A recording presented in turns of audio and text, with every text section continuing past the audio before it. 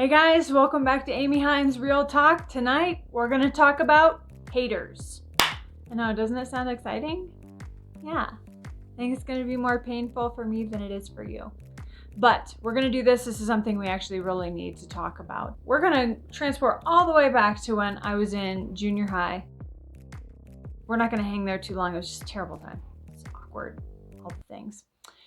But I had a friend that I had met during that time, and I had an eating disorder, and so did she, which we didn't actually know when we met each other, but we found solace in one another over that and just many other things. And our relationship developed around holding one another accountable and just really showing up for one another and being there for one another. And it was a very meaningful relationship for me at a time that I didn't really have a whole lot of anchors. It was very chaotic in my life during that time, hence the eating disorder. It felt like that was the only thing that I could control in my life. So fast forward, I'm going to my senior prom, and I really didn't date through school. It was just awkward, and boys didn't know what to do with me, and I didn't know what to do with me, and they didn't know what to do with me, and I didn't know what to do with them, and all the things. I'm still awkward. That was sexy. Work in progress, guys. In any case, I had this dress. It was like the perfect dress. It was like this mermaid dress. Okay, I digress. It probably wasn't that great, but it seemed really great, which meant that, of course, I had to have somebody take me to my prom. I couldn't go by myself like an independent, strong woman that I wasn't yet. So she introduced me to my now ex-husband. We see how that went, but that's not her fault. She was in our wedding. She helped with my bridal shower, just all the things. She was there through all these big moments. So as we got married and proceeded through our divorce, obviously she was a mutual friend and we were close. So my ex-husband, in one of his not finer moments, and we all have those, divorce is messy, that's the nature of it, drug her into it unbeknownst to her, and said something to me that apparently she had said, that was taken, of course, out of context, and threw it at me, and that dagger stuck. Let me tell you, that I have since even realized many years later, like, that was a soul wound. That hit me to my core. And it was a devastating time of my life. So it just made the wound all that more significant because of who it came from and the timing, or who it supposedly came from. So I realized, as I've been doing a lot of recovery work and digging into those wounded areas, I don't want to be the person that's walking around triggered all the time. Like, no, I am responsible for that. So how many of you guys have triggers? You know, somebody texts you out of the blue, somebody in the grocery store line, you smell something, you hear a song.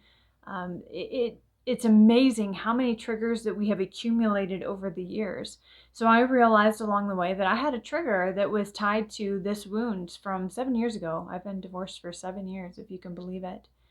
So I decided to go to one of the tools that I have learned kind of along the way through some of this recovery process, and it was to write a letter to the person that had wounded me. And it doesn't mean I have to send the letter, but it's a process. It's a way of getting that out and understanding what I feel and why, and just having something to work with versus just having it rattling around in my head. I did, in fact, decide to send this letter to her, and she responded. We hadn't been friends on Facebook or anything like that, but I sent her a message anyway, and she actually read it, didn't just block me or whatnot, and took time to respond. But her immediate response was, "I'm sorry. I would never, ever want you to carry a wound from me, and I'm really sorry, that happened and that you're hurting." Which, first of all, she didn't have to say that. To be honest, as we go through some of what brought us to these moments, I realized that as she had tried to check me along the way over the years, she had tried to rebuke me and make me a better person. I had betrayed myself through this dating process. And she was loving enough to get in my face and go, "Amy, you're better than this. Amy, you should think this through." But I was making a lot of decisions out of fear. And I dated my way and engaged my way and married my way through a fear pattern. And she loved me enough to check me, to at least say, listen, you really shouldn't compromise your values. It doesn't mean that necessarily you shouldn't get married, but you shouldn't compromise your values for anyone, especially for you. And when she did that to me, I started to push her away. So it made it even more profound. It felt like the last betrayal when my now ex-husband threw her in my face when we were having a fight in the process of our divorce. So she responded back to me with this, actually kind of to stop the bleeding, gave me an apology that I didn't really deserve, to be honest with you. I just didn't know that. I honestly felt like I had been betrayed, and I did deserve an apology. And why wouldn't she ask a question? And why wouldn't she see how I'm doing? And just all these things. You come up with this narrative when you're a place of pain and fear. So we want to be cognizant of what our filters are and where our decisions are coming from.